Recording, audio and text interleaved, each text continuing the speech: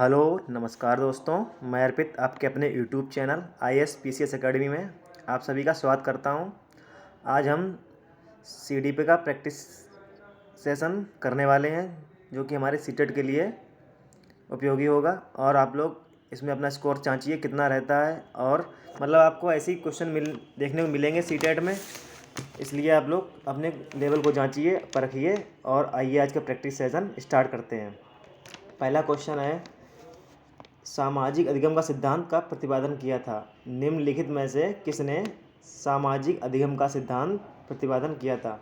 तो पहला ऑप्शन है डोलार्ड, मिलर, पियाजे, बांडुरा एवं बाल्टर्स। इसे बांदूर या बाल्टर्स मतलब बांडुरा भी कह सकते हैं।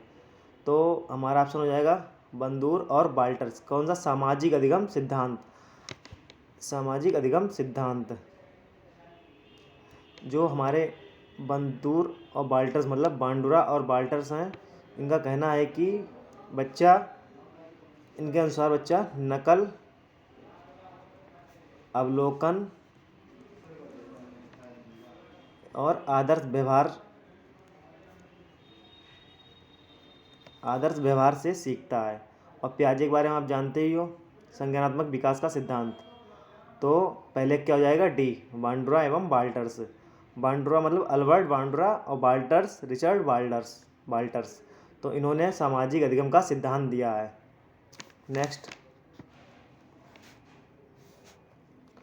विकास के संबंध में निम्नलिखित में से कौन सा कथन सत्य नहीं है?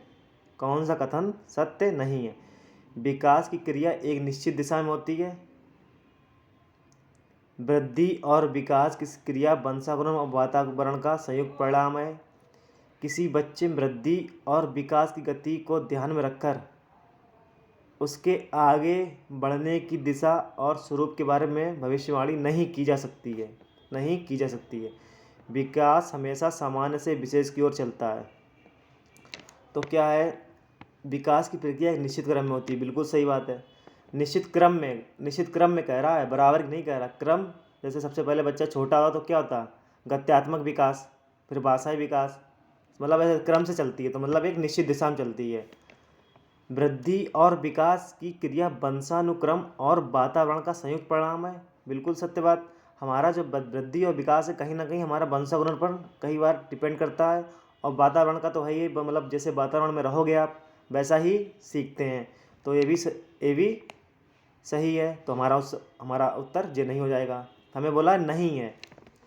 किसी बच्चे में वृद्धि और विकास की गति को ध्यान में रखकर उसके आगे बढ़ने की दिशा और स्वरूप के बारे में भविष्यवाणी नहीं की जा सकती। देखिए, आजकल कई प्रकार के बुद्धि परीक्षण आने लगे हैं। तो आज क्या हो गया कि बच्चे की बुद्धि के बारे में जानकर उसके आगे की भविष्यवाणी की जाए। मतलब जो पूरी तो भविष्यवाणी बिल्कुल नहीं की जा सकती है, लेकिन इतना पता लग सकता है कि जो आगे क्या करेगा, कुछ नहीं करेगा, तो इस टाइप का कर सकते हैं। नेक्स्ट है, विकास हमेशा सामान्य से विशेष की ओर चलता है। यही बात सही है। तो ये तो बिल्कुल सही बात है। तो हमारा आंसर जे नहीं होगा। तो हमारा आंसर ए वाला हो जाएगा। कौन सा?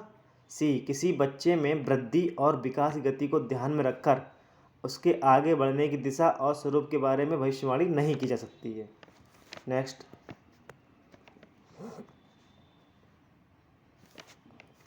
उच्च प्राथमिक स्तर के बालक की विशेषता नहीं है कार्यों को शीघ्रता से करना। बिल्कुल है। बच्चा बड़ा होता तो उच्च प्राथमिक का जल्दी करने लगता है। विभिन्न प्रकार के व्यवहार को प्रदर्शन करता है। बिल्कुल करता है। सफलता को अनुभव करने की चाह रखना, मतलब जो सफल हुआ उसका अनुभव करना, ये भी रखता है। डेटिंग करना नहीं है ना भाई, अभी उच्च प्राथमिक है, वो डेटिंग करना कहाँ से सीख जाएगा। नेक्स्ट,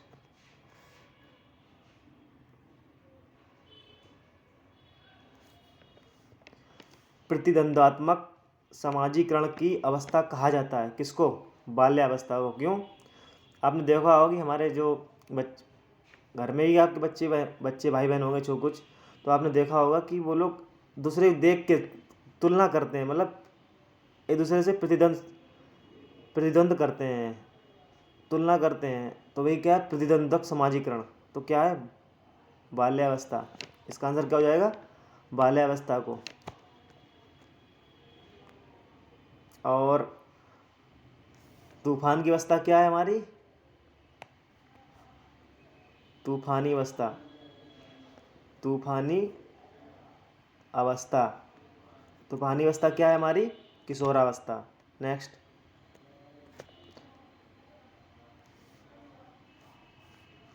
निचली कक्षाओं में बच्चे विभिन्न प्रकार की खेल क्रियाओं में अपने खिलौनों को दूसरों के साथ मिल बांट कर खेलते हैं। इससे बच्चों में सामाजिकरण की किस प्रक्रिया का विकास होता है? समझ रहे हो ना आप? क्या कह रहा है? खिलौने को दूसरों के साथ मिल बांट कर खेलते हैं, मिल बांट कर। तो इससे बच्चे की सामाजिकरण की किस प्रक्रिया का विकास हो रहा है? तो शारीरिक शिक्षा पर आधारित कार्यक्रमों का, विभिन्न प्रकार की शिक्षण पद्धतियों का, एकता एवं सहयोग की भावना का, अहम तथा उच्चिष्टा की भावना का। तो क्या हो जाएगा? एकता एवं भावना। एकता एवं भावना मतलब सहयोग। जब हम लोग, आपने देखा हो क्रिकेट हुआ, कोई भी खेल हो, तो हम लोग आपस में खेलते हैं तो हमारे अंदर सहयोग की भावना आती है। और हमारा जब पूरा टीम ये 5-6 खिलाड़ी इकट्ठे हो जाते तो हम लोग एक टीम मतलब एक यूनिटी बना लेते हैं। तो वही क्या है, कह रहा है एकता एवं सहयोग की भावना। किससे? एक दूसरे से मिल बांट कर खेलने से। पियाजे के अनुसार कोई बच्चा किस अवस्था में अपने परिवेश की वस्तुओं को पहचानने एवं उनमें विभेद करने लगता है? तो क्या हो जाएगा? इंद्रियजनित, पूर्व संक्रियात्मक, मूर्त संक्रियात्मक, अमूर्त। इंद्रियजनित क्या है? 0 से 2 वर्ष। क्या है? 0 से 2 वर्ष। इसमें क्या होता है? छोटा बच्चा है। इसका हमारा आंसर हो जाएगा पूर्व संक्रियात्मक अवस्था। क्या कह रहा है? उनमें विभेद करना। ठीक है, तो क्या हो जाएगा हमारा? पूर्व संक्रियात्मक अवस्था जो है 2 से 7 वर्ष। 2 से 7 वर्ष। मूर्त संक्रियात्मक अवस्था क्या होती है? जो हमारे चीज़ सामने रखी है उसका तर्क वितर्क करना। और अमूर्त क्या है? कल्पना कर लेना, ऐसा होगा वैसा होगा।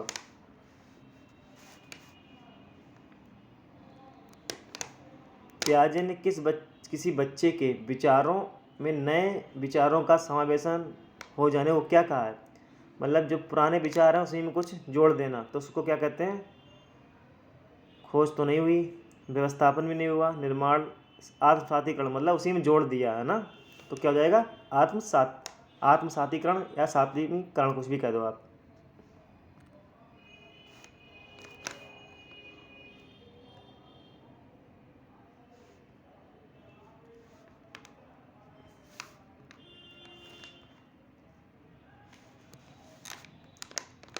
वर्तमान समय में बाल केंद्रित शिक्षा पर जोर दिया जाता है।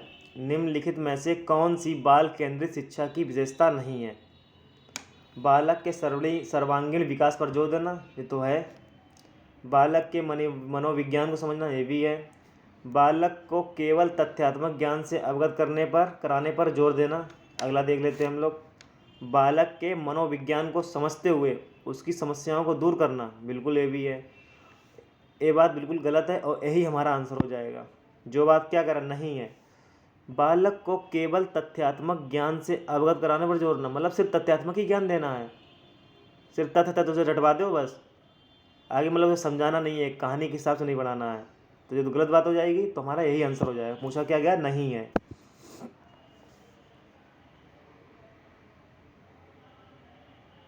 इसके ऑप्शन नेक्स्ट पेज पे हैं। आइए पहले सब क्वेश्चन पढ़ लेते हैं।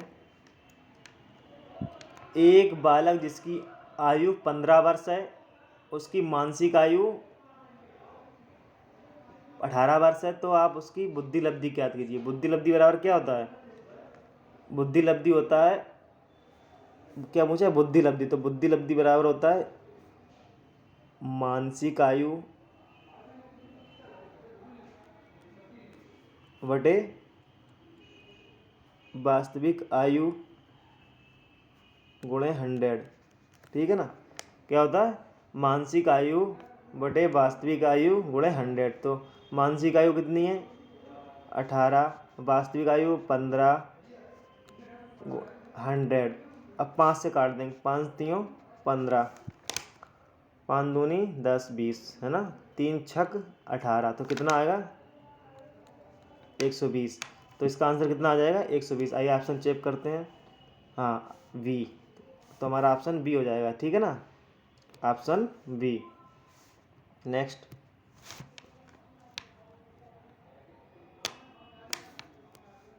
निम्नलिखित में से किस कथन से बुद्धि एवं बुद्धि परीक्षण के महत्व का पता चलता है? निम्नलिखित में से किस कथन से बुद्धि एवं बुद्धि परीक्षणों के महत्व का पता चलता है? व्यावसायिक मार्गदर्शन में बुद्धि परीक्षण की भूमिका अहम होती है। बिल्कुल, बुद्धि परीक्षणों द्वारा प्रत्येक छात्र की सही उन्नति के मार्ग को प्रशस्त किया जाता है। अनुसंधान के विभिन्न घटकों का चयन करना होता है, तो बुद्धि भी एक आधार है ताकि कम समय में कम त्रुटि हो। व्यावसायिक मार्गदर्शन में अगर मान लिया आप थोड़ा बहुत भी बुद्धि का यूज करेंगे तभी तो आप व्यावसायिक कर पाएंगे कुछ। अब मान लीजिए बुद्धि का यूज ही नहीं कर रहे हैं तो कैसे काम चलेगा? तो ये कह रहा है, तो ये भी हमारा सही है। बुद्धि परीक्षण द्वारा प्रत्येक छात्र की सही उन्नति के मार्ग का बिल्कुल, बुद्धि परीक्षण द्वारा ही तो हम उसके पूरा क्लियर कर पाएंगे कि बच्चा किस लेवल तक है, कहाँ तक सीख रहा है, कैसे सीख रहा है। ये बात सही है। अनुसंधान के विभिन्न घटकों का चयन करना होता है, तो बुद्धि भी एक आधार होती है। बिल्कुल सही बात है। तो उपरोक्त सभी, तो हमारा आंसर क्या हो जाएगा? उपरोक्त सभी कथनों से बुद्धि परीक्षण के महत्व का पता चलता है। नेक्स्ट,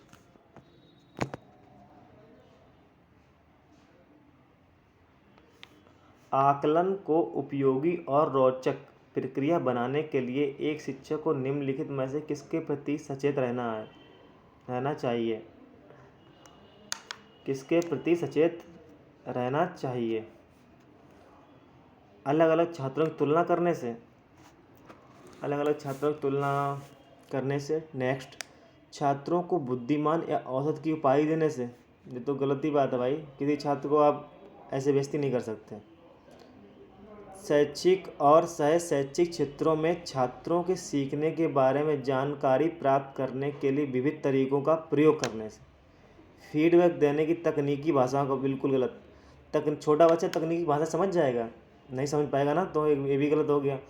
अब देखिए ए और सी में थोड़ा देखिए, अलग अलग छात्रों की तुलना करने से कुछ हद तक तो सही है, लेकिन इससे छात्रों पर नकारात्मक प्रभाव पड़ता है। अगर आप किसी छात्र की तुलना किसी से करते हैं तो इससे छात्रों पर नकारात्मक प्रभाव पड़ेगा, तो हमारा सी हो जाएगा। शैक्षिक और सह शैक्षिक क्षेत्रों में छात्रों के सीखने के बारे में जानकारी प्राप्त करने के लिए विविध तरीकों का प्रयोग करना, ठीक है। मतलब कुल प्रकार तरीकों, मतलब बच्चा कैसे सीखे, जैसे सीखे उसे तरीके विभिन्न प्रकार से आप सिखाने हैं, तो यही कह रहा है।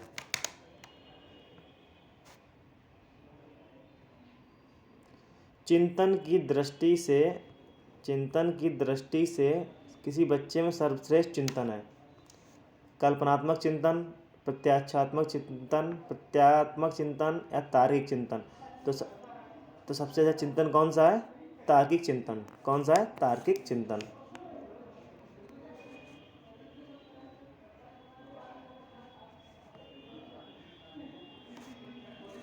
निम्नलिखित कथनों में से कौन सा कथन सत्य है?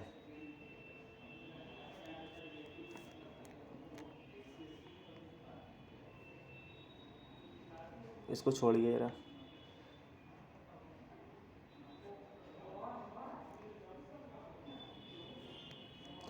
आकलन की प्रक्रिया के दौरान शिक्षकों को काफ़ी सावधानी बरतने की आवश्यकता होती है। इस दौरान शिक्षकों को निम्नलिखित में से कौन सा कार्य करना चाहिए? कौन सा कार्य करना चाहिए?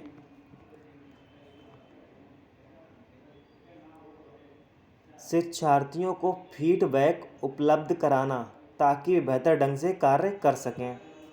शिक्षार्थियों के बीच तुलना करना,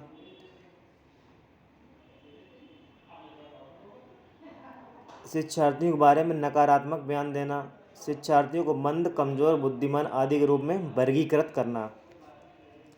आकलन की प्रक्रिया के दौरान शिक्षकों को काफ़ी सावधानी बरतने की आवश्यकता है। क्वेश्चन सुनिएगा, इस दौरान शिक्षकों को निम्नलिखित में से कौन सा कार्य करना चाहिए? अगर आप किसी छात्र से कहेंगे आप मंद हो, कमज़ोर हो, किसी की तारीफ करोगे तो एक दूसरे के खिलाफ नकारात्मक प्रभाव होगा, तो ये हमारा आंसर नहीं होगा। ये तो क्वेश्चन ही इसमें नकारात्मक शब्द ही आ गया, तो पूरी इसे हम हटा देंगे।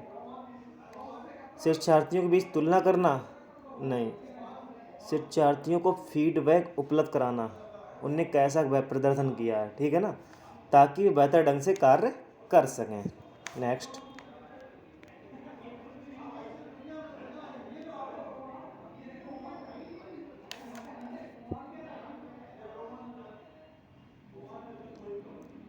व्यक्तिक विभिन्नता को समझने का प्रयत्न सबसे पहले किसने किया?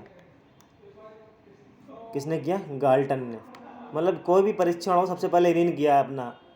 इन्होंने जितने भी परीक्षण किए हैं चाहे बुद्धि से रिलेटेड हो, सबसे पहले स्टार्ट इन्हीं ने की है। आइए कुछ बुद्धि के क्वेश्चन आपसे पूछ लेते हैं। जैसे एक कारक, एक कारक, द्विकारक, बहुकारक। एक कारक किसने दिया है? एक कारक दिया है विनय, विनय टर्मन स्टर्न, ठीक है, विनय टर्मन स्टर्न, इन सब ने क्या दिया? एक कारक। द्विकारक किसने दिया है? Spearman, Spearman. बहुकारक थॉर्नडाइक, किसने दिया है? थॉर्नडाइक। तो हमारे व्यक्तिगत भिन्नताओं को समझने के लिए सबसे पहला प्रयत्न किसने किया है? गाल्टन ने। नेक्स्ट,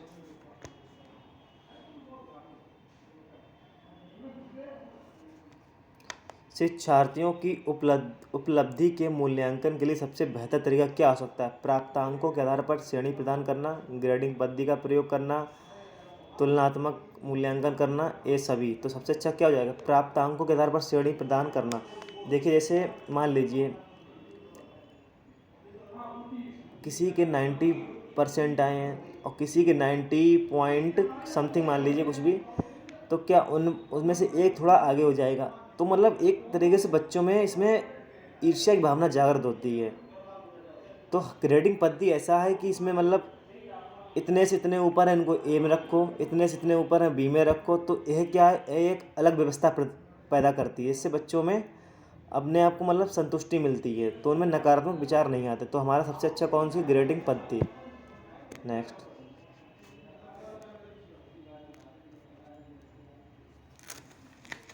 अनुकरण एवं दोहराने की तीव्र प्रवृत्ति, अनुकरण एवं दोहराने की तीव्र प्रवृत्ति निम्न में से किस अवस्था की ओर संकेत करती है? तो क्या हो जाएगा?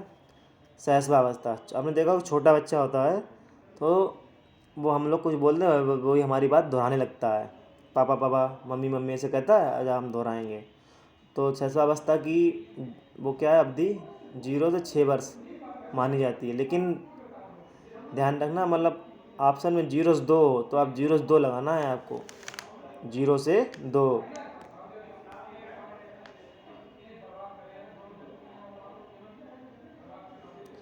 निम्नलिखित में से कौन सतत एवं व्यापक मूल्यांकन का एक उद्देश्य नहीं है? छात्र याद रखने पर बल देने के बदले सीखने की प्रक्रिया पर बल देना, ये तो है, सीखने की प्रक्रिया बल देना। छात्रों के सीखने की प्रक्रिया एवं परिवेश के बारे में उपयुक्त निर्णय लेना, ये भी है।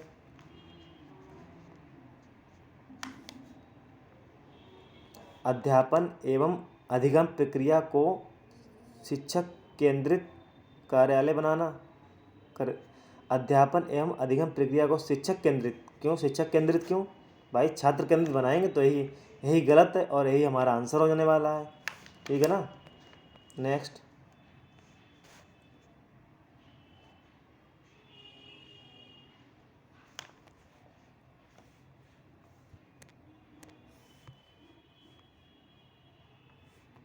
एक शिक्षक को अनुसूचित जाति के छात्र के साथ कैसा व्यवहार करना चाहिए? सभी बालकों के समान शैक्षिक अवसरों की समानता, सभी उच्च जाति के बालकों से अलग कर उनकी शिक्षा व्यवस्था करनी चाहिए, उनके प्रति नीची जाति के होने का भेदभाव रखना चाहिए, उनके प्रति केवल छुआछूत की भाव रखना चाहिए। तो क्या कह रहा है? साथ कैसा व्यवहार करना चाहिए? देखिए ये हमारी समावेशी शिक्षा से है क्वेश्चन, ठीक है ना। तो समावेशी शिक्षा क्या कहती है? बिना भेदभाव के सबको एक समान शिक्षा देना है। तो हमारा आंसर क्या होगा? सभी बालकों के समान शैक्षिक अवसरों की समान समानता।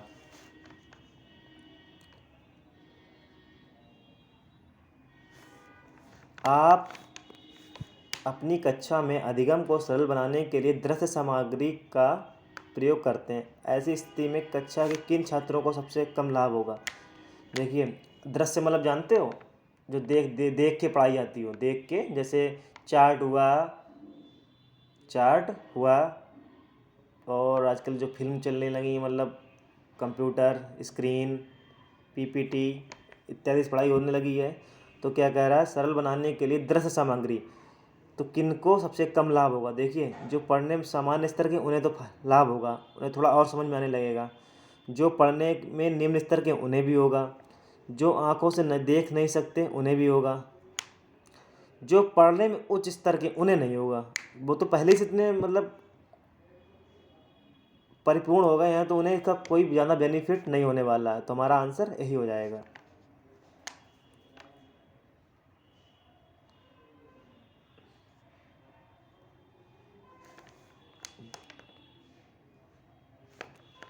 निम्नलिखित में से कौन सा शिक्षार्थियों में सृजनात्मकता का पोषण करता है? अच्छी शिक्षा के व्यवहारिक मूल्यों के लिए विद्यार्थियों का शिक्षण, प्रत्येक शिक्षार्थियों की अंतर्जात प्रतिभाओं का पोषण करने एवं प्रश्न करने के अवसर उपलब्ध कराना, विद्यालय जीवन के प्रारंभ से उपलब्धि के लक्ष्यों पर जोर देना, परीक्षा में अच्छे अंकों के लिए विद्यार्थियों को कोचिंग करना। क्या कह रहा है? क्वेश्चन सुनिएगा। सृजनात्मकता क्या कह रहा? तो विद्यालय जीवन के प्रारंभ जीवन से उपलब्धि के लक्ष्य, मतलब बच्चा पैदा हो पहले से उसके लक्ष्यों को रख दो कि हम इसे डॉक्टर बनाएंगे, मतलब ज़बरदस्ती थोप दो, तो ये तो बिल्कुल सृजनात्मकता नहीं है। तो बालक करना नहीं चाह रहा हो, फिर भी आप करा रहे हो अभी। नेक्स्ट कह रहा है परीक्षा में अच्छे अंकों के लिए विद्यार्थियों को कोचिंग करना कोई सृजनात्मकता नहीं है। तो ये भी हमारा एलिमिनेट हो जाएगा। अब बचे हैं दो। सृजनात्मकता पूछा गया है अच्छी शिक्षा के व्यवहारिक मूल्यों के लिए विद्यार्थियों का शिक्षण। अगला है प्रत्येक विद्यार्थी के अंतर्जात प्रतिभाओं का पोषण करने एवं प्रश्न के अवसर। बिल्कुल, ये हमारा आंसर बिल्कुल करेक्ट होने वाला है, बी। क्या कह रहा है? प्रत्येक शिक्षार्थियों के अंतर्जात प्रतिभाओं का पोषण करने एवं प्रश्न करने के अवसर उपलब्ध कराना। जब बच्चों के प्रश्न करने के आप अवसर उपलब्ध कराएंगे तभी तो बच्चे की क्रिएटिविटी विकसित होगी बच्चे की, हम जान पाएंगे क्या कमी है, मतलब उसके बच्चे का लेवल क्या है, सृजनात्मक है या नहीं है। तो हमारा आंसर बी हो जाएगा।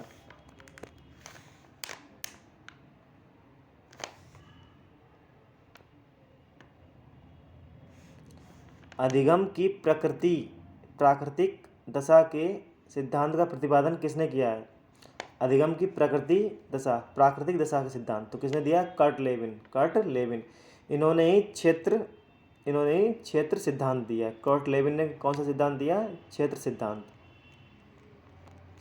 सिद्धांत। नेक्स्ट,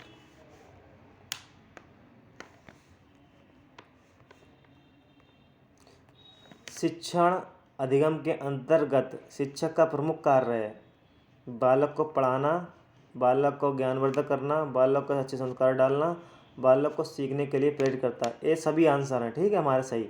लेकिन सबसे बेस्ट चुनना है हमको। सबसे बेस्ट क्या होगा? बालक को सीखने के लिए अभिप्रेरित करना, ठीक है ना। अगर हम शिक्षक छात्र को अभिप्रेरित करेगा तभी बालक पढ़ पाएगा, ज्ञानवर्धक बन पाएगा और सच्चे संस्कार, मतलब सपोर्ट करना है। तो सबसे अच्छा हमारा आंसर हो गया ए। तो हमारा इसी को यही सही है, ए वाला। किसी बालक में तर्क के आधार पर सोचने की क्षमता के विकास के लिए आवश्यक तत्व हैं। असीमित कल्पना शक्ति कोई ज़रूरी नहीं है। बालक के समझ अनेक समस्याएं, उसकी बोलने की गति से कोई तात्पर्य नहीं है। भाषा संप्रेषण में निपुणता,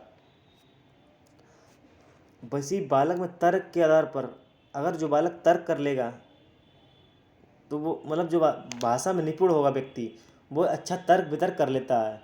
तो कुछ लोग आपने देखा हो कि अपनी भाषा से ही तर्क में अच्छा निपुण कर ले, मतलब मन मोह लेते हैं टीचरों का। तो वही क्या है, तर्क के आधार पर सोचने की क्षमता। तो क्या हो जाएगा हमारा, भाषा में संप्रेषण में निपुणता, भाषा संप्रेषण में निपुणता।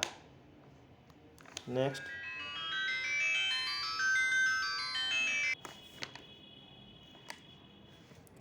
समाधान की अंतर्दृष्टि के संबंध में किसने बनमानुष पर किए गए प्रयोग उल्लेखनीय हैं? किसके?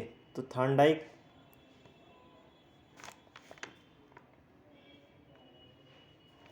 स्किनर, प्याजे। तो हमारा क्या हो जाएगा आंसर, कोहलर। कोहलर ने क्या था, किस पे, अंतर्दृष्टि विधि, अंतर्दृष्टि सूझ का सिद्धांत, इसको क्या कहते हैं, अंतर्दृष्टि सूझ का सिद्धांत। और उस जिस पर क्या उसका नाम था, वो बनमानुष का नाम था सुल्तान। क्या था, सुल्तान। कई बनमानुष थे लेकिन इन्होंने सुल्तान पर अपना प्रयोग किया। और जीन प्याजे तो संज्ञानात्मक विकास सिद्धांत, और इनका उद्दीपक अनुक्रिया, इनका क्रिया अनुक्रिया उद्दीपक सिद्धांत। इनका है अनुक्रिया उद्दीपक, इनका है अनुक्रिया उद्दीपक। किसी बालक का व्यक्तित्व, वंशानुक्रम तथा वातावरण का क्या गुण होता है? योगात्मक प्रतिरूप, गुणात्मक प्रतिरूप, ऋणात्मक प्रतिरूप, धनात्मक। तो क्या है, गुणात्मक। क्यों? हमारा विकास कैसा है, वंशानुक्रम और वातावरण का गुणनफल है, इन्हीं से हमारा विकास होता है।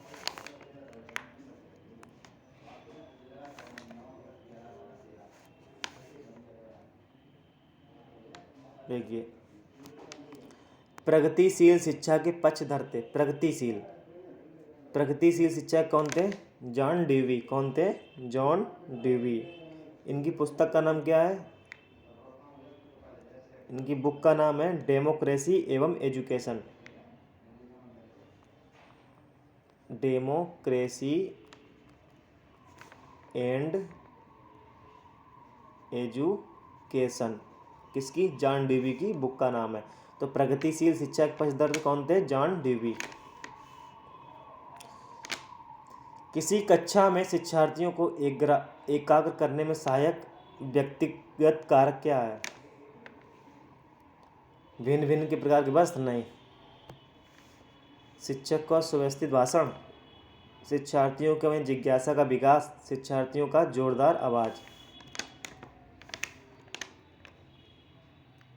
क्या कह रहा है? कक्ष में शिक्षार्थियों को एकाग्र करने में सहायक व्यक्तिगत कारक। तो क्या मतलब, बच्चा कक्षा में शांत बैठेगा तो कैसे काम चलेगा? तो हमें बच्चों में जिज्ञासा जागृत करनी। और जिज्ञासा कैसे जागृत होगी? जब हम बच्चे को खेल के माध्यम से पढ़ाएंगे, बच्चे के अनुकूल पढ़ाएंगे। बच्चा अगर मान ली नीरस हो रहा है, नीरस मतलब बोर हो रहा है, तो आप कुछ एक्टिविटी करा देंगे। तो बच्चों को, शिक्षार्थियों को एकाग्र करने में सहायक व्यक्तिगत कारक क्या है? उसमें जिज्ञासा का विकास करना। क्या करना? जिज्ञासा का विकास करना।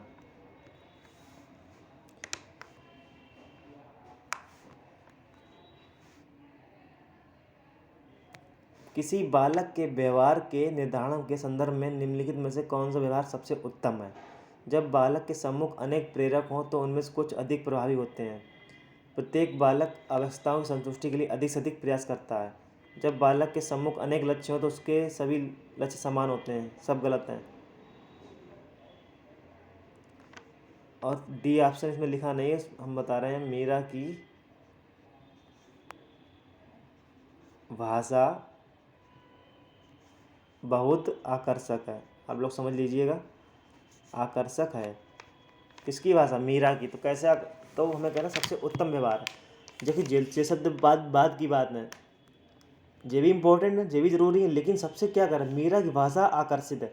किसी छात्र की भाषा अगर आकर्षित है तो हमारा देखा हो शिक्षक बहुत प्रसन्न होता है। तो क्या कह रहा है? व्यवहार सबसे उत्तम है। अगर शिक्षक से आपकी भाषा बोलते समय स्टूडेंट की काफ़ी अच्छी हुई, आकर्षक हुई, तो शिक्षक काफ़ी अपने आप को अच्छा फील करेगा। मतलब उसे लगेगा हाँ, छात्र में कुछ क्वालिटी है। तो वो हमारा क्या जाएगा? मीरा की भाषा आकर्षक। तो कौन सा व्यवहार सबसे उत्तम है? किसी की मतलब भाषा का आकर्षण होना। तो यही थी हमारी आज की क्लास, जो आपकी सीटेट के लिए कराई गई है। और आप लोग इसको देखिए, शेयर कीजिए और हमारे चैनल को सब्सक्राइब करिए। आपको डेली प्रैक्टिस सेट मिलेगा प्रतिदिन। आपको जब तक पेपर नहीं होता प्रतिदिन आपको प्रैक्टिस सेट ऐसे ही मिलते रहेंगे। बस आप लोग सपोर्ट करते रहिए, डेली का डेली मिलेगा। धन्यवाद। जय हिंद।